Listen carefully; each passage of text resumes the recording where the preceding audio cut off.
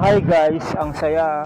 Open na ang pinakamalaking Starbucks sa Santo Tomas City, Batangas. Located po ito sa Maharlika Highway, Poblacion 2, Santo Tomas, Batangas. Katabi lang ng Jollibee, Santo Tomas, Batangas. Ang saya, pwede na tayo magkape sa Starbucks.